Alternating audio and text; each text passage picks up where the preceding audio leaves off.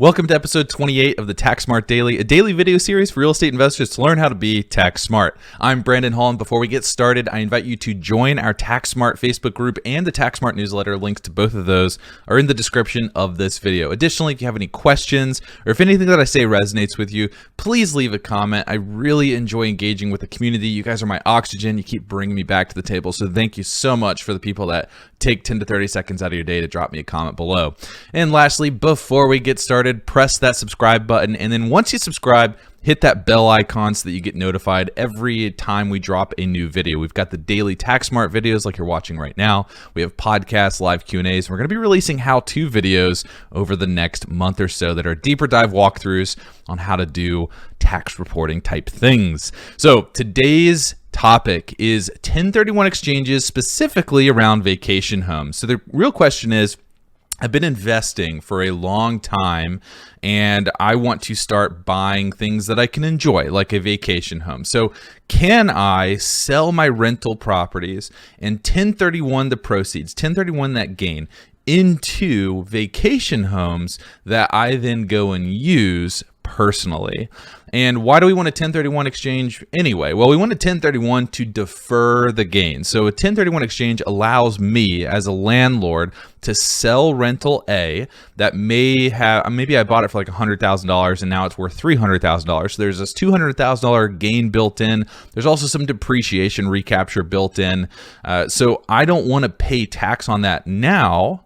So I'm going to sell it, but I'm going to 1031 exchange it. I'm going to roll it into the next property. If you played Monopoly growing up, you kind of understand this concept. You get your 4 houses, then you exchange that for 1 hotel, and you start charging everybody a lot more money. That's the same concept here. So we're going to 1031 exchange. We're going to sell property A, and that $200,000 gain plus the depreciation recapture is going to roll into the next property. Now, there's some rules around the 1031 exchanges that we're not going to go into right now because the main focus is, can I do this exchange if the property that I'm acquiring, property B, is going to be a vacation rental that I use personally? So not a full-blown investment property. There's going to be some investment component. There's going to be some personal component. And the answer is yes. In Revenue Procedure 2008-16, the IRS clarified this because a lot of people were wanting to know, can I actually use a 1031 exchange to do this, or do I just need to sell property A outright, use the after-tax proceeds to then go buy my vacation rental? In Revenue Procedure 2008-16, the IRS says if you use the proceeds from a sale to 1031 into a new vacation rental, you have to rent the new vacation rental at least 14 days at fair market rent during the year. And I believe that's for the next 2 years. Additionally, for the next 2 years for the 24-month period following the date that you acquire the replacement property, so property B, my vacation rental, you cannot use the property for more than 14 days or 10% of the total days rented at fair market value, whichever is greater.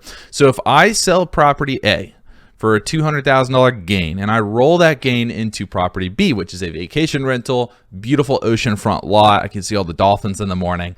If I do that, I have to make sure that for the next 2 years, I rent property B, my vacation rental, for at least 14 days at fair market rents, and I cannot use that property personally for more than 14 days or 10% of the total rental days at fair market value. Now, let's hit that last part, 10% of the total rental days at fair market value. If I rent my beautiful new vacation home for 300 days at fair market rent, 10% of that is 30 days. So now the test is I can't use it for more than 14 days or 30 days, 10% of my total days rented. So in this case, I can actually use it for 30 days because that's the greater number. So that 14-day cap, that 14-day threshold only applies if I rent this property less than 149 days.